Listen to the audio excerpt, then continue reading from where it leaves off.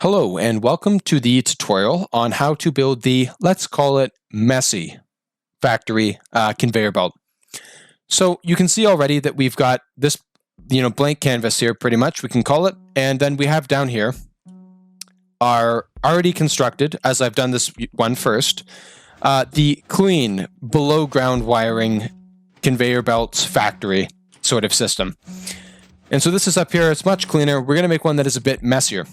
So, starting off here, the dimensions of this sort of canvas here are going widthwise here. This is 17 blocks. And this one going to the lengthwise, this is 26.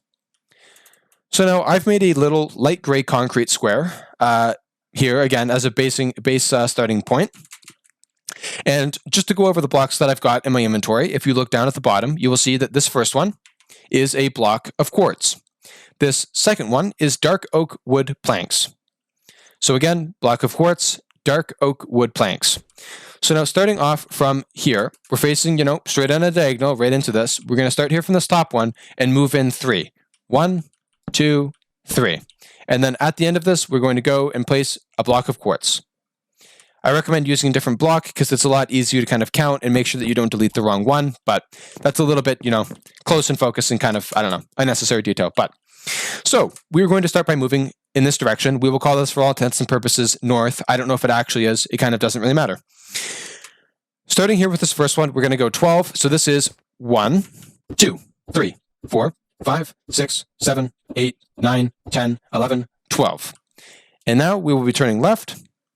And we will be going for a total of 6. Again, we have the first one. Now 2, 3, 4, 5, 6. Now, turning to the right, we are going to go for 7. We have the first one. Second, third, fourth, fifth, sixth, seventh. This one is now going to be 11 blocks here across the side. So we have the first, 2, 3, 4, 5, 6, 7, 8, 9, 10, 11. And now we will be then turning to the left, as I've just done, and we will be going down for 9 blocks. So this first one is 1, 2, 3, 4, 5, 6, 7, 8, 9.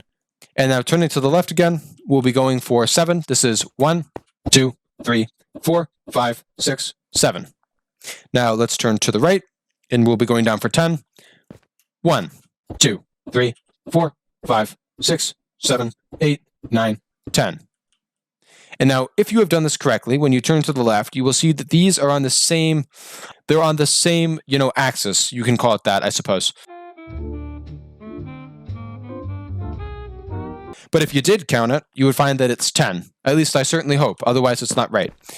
Anyway, that concludes this first part of laying down the initial part. It's important to get this right, but I will be now proceeding with placing the pistons. So I will see you in that section. Welcome back to the next section where we will be placing the pistons.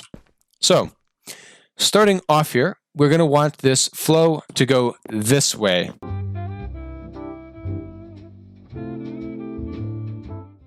We're going to start off here with this first block. We're going to place it here because we want to place a piston above it to push in this direction. So the piston needs to be, and you need to be facing backwards relative to the flow. As we're going to be going this way, you need to place the pistons down here. So this is the first one, and now we'll keep on going through, following the flow of the circuit.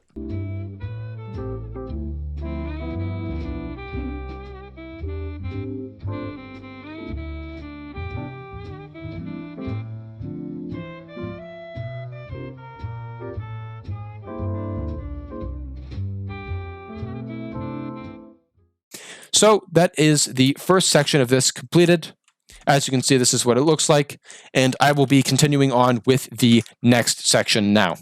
We are going to start it off here from our gray square, and we're going to move over here to the left a bit to make the clock, which we are going to rely upon. So facing away from the square and away from the circuit too, in a sense, place down 1 block of quartz.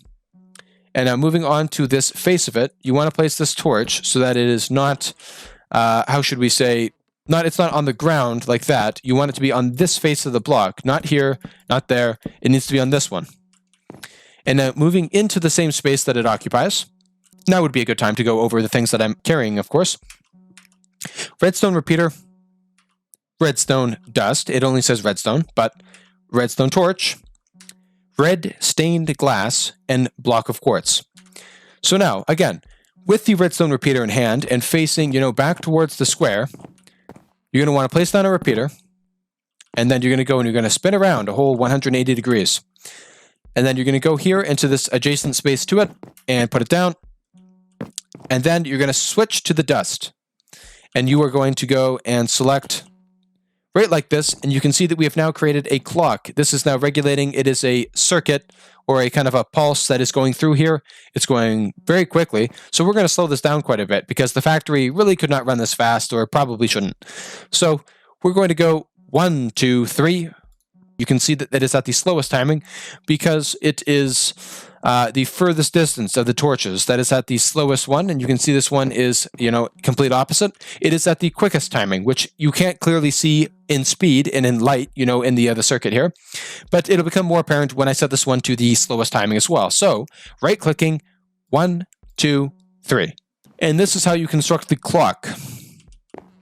We will continue on in the next section with the actual wiring of the circuit. Hello, and welcome to the next section here of how to construct the above ground, let's call it messy, conveyor belt again. So far, we have here, you can see the actual conveyor belt is here. It's missing, of course, the actual belt, in a sense, in air quotes, and also the chests in it that functionally store items like this one over there has.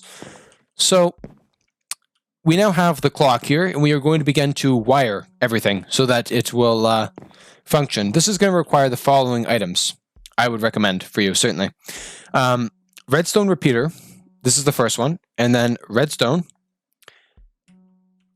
I don't think you really need a redstone torch, but it could be useful to have. And then also red stained glass. Let me highlight that again. Red stained glass. And then a block of quartz. So just extending away here, we're going to have it so that this starts here. We're not going to go for, the obvious one of starting here at this one. We're going to continue to go on here, have the clock. It doesn't matter which one you start with. If you start from either that one and you go out that way, or if you start with this one as I have and you move out, the clock functions, kind of at least that well omnidirectionally. But let's go with, it doesn't matter particularly. There's a couple things you want to keep in mind here, but this is going to be what I'm going to call my junction. So before every, branch of it that diverges off here to a particular piston, I like to have, a junction here, or rather I am recommending that you make one.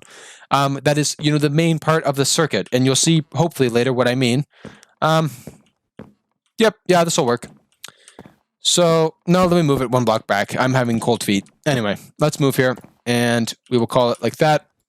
And the reason why I moved that one block back, no. I don't want to have that noise going the whole time. Okay, let's cut that. We have this one junction one here. And the reason why I am recommending that we do that is because if we were to put it here and there was not this additional block of separation, when I begin to go up, you can see that the redstone is connected on both sides here. And it's not really such a problem. It's that it's just kind of messy and it's not really advisable. So I'll go and pick that one up for no particular reason.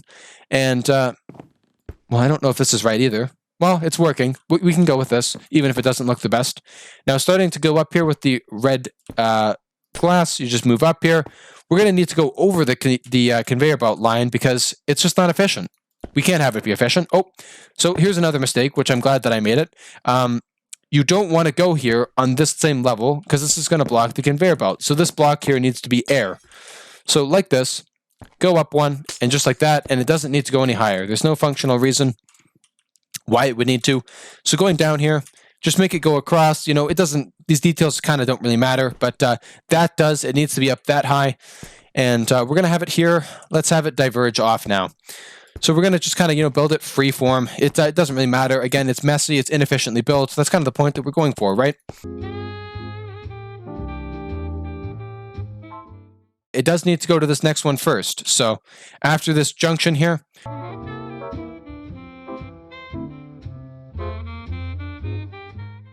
but it seems I've made a problem, you see, because to have the redstone repeater here, this wouldn't function properly. So I actually need to move it back a block. So things like that are important, definitely to consider in your design. I'm going to move it back one block here.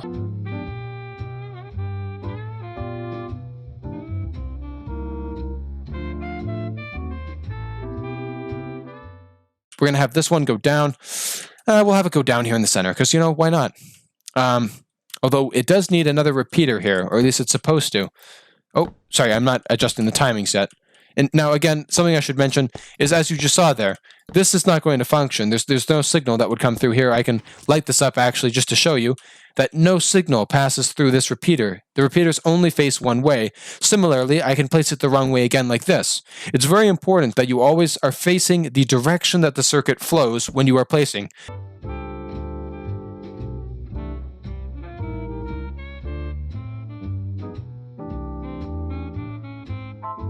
And we'll just have this, thing continue across, kind of, it just has to work one way or another. And now we can be a little bit efficient, or have at least some, reason to what we're doing, and have it come down like that.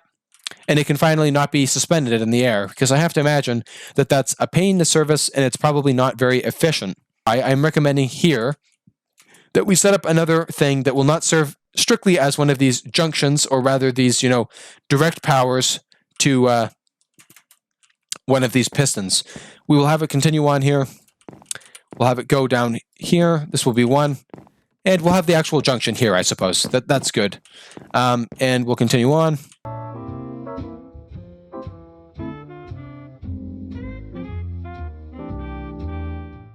I am a bit skeptical, perhaps, that it's in this location. We might need to go up. Let's see. Yep. So here is proving exactly what I'm worried about, which this is really not optimal.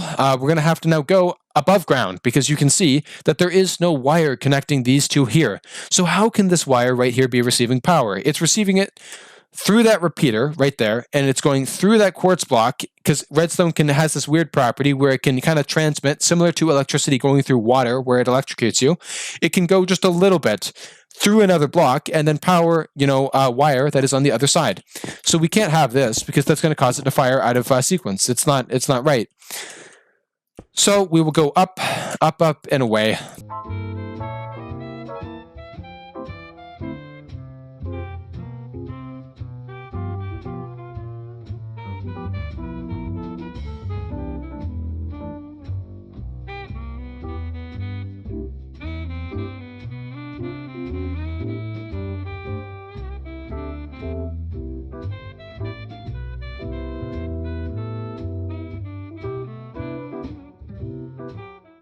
Again, I like to have one block spacing, so I'm kind of being a bit particular about this, but I think that it's a necessary particularness. So let's go, and we'll put another one again here, and then we're going to continue the wiring.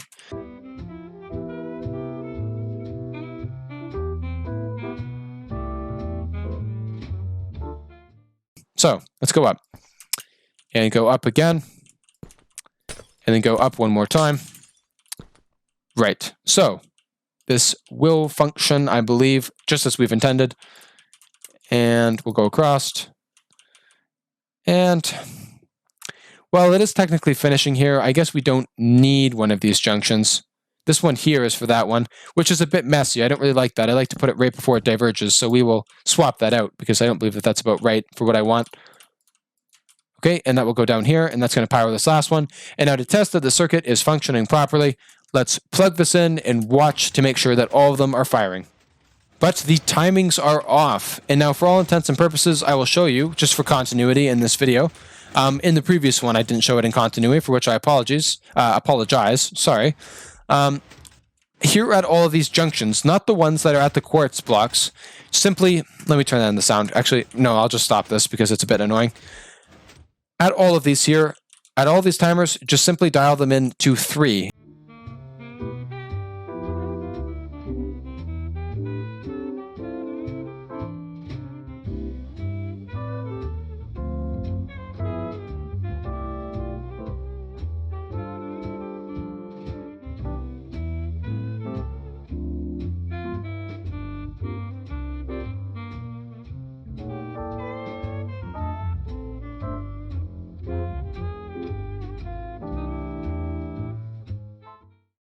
And that is the final one. So now, firing in circuit, it should be functioning properly now, more or less. You might need to do some personal adjustments if you find that it's not working, or that there's a personal sort of problem. But that's a little aspect of debugging that I could advise on if you really have trouble with. If you reach out either in the Learn forums or the Teams chat, I suppose, or group rather, if it's there. So, for all intents and purposes, thank you for watching. I will now continue on in the next section with how to actually set up the conveyor belt rather with the chests and the carpets. In order to fill up this conveyor belt with the chest and black carpet, as you can see, those are the two real materials that you need, but also a block of quartz could be useful. In order to do that, it needs to be running, really. I mean, that would be the better way to do it. So simply, I'm going to start it, and let me turn on the volume. That's a good solution, or compromise, rather, let's say. Down to 20%. That'll be fine. So, here, we're going to start off. I'm going to use, the keys on your keyboard, not the numpad keys, but rather the ones above home row that are numbered. So 1 through 9 here is controlling the hotbar. You can see at the bottom that I'm switching 1, 2, 1, 2, 1, 2.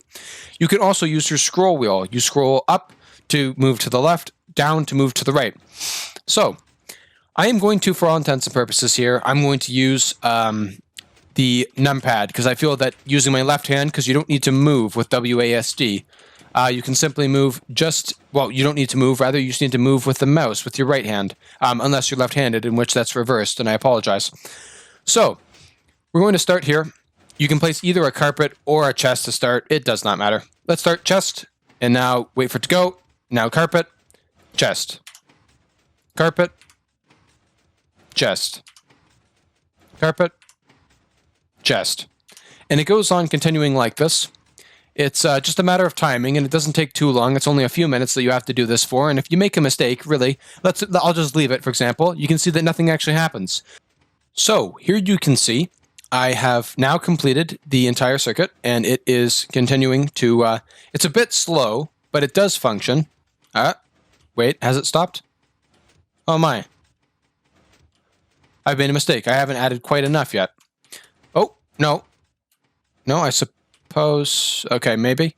Okay, so this one is running a bit off-key, but nonetheless, it is still functioning.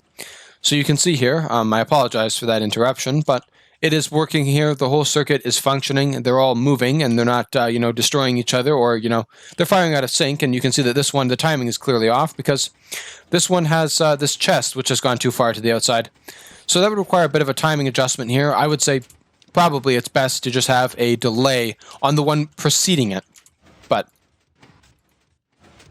I'll put that up to 2. Who knows if that will fix the problem exactly. But in any case, that is basically how to build this above ground conveyor belt, the messy one. Thank you very much for watching. And again, if you have questions or something that's not working, please feel free to contact us in the Learn page, or at whatever applicable location that you might receive help, as the course instructor has provided. Thank you for watching. I hope that you've enjoyed, and I hope that it's been helpful. Have a nice day.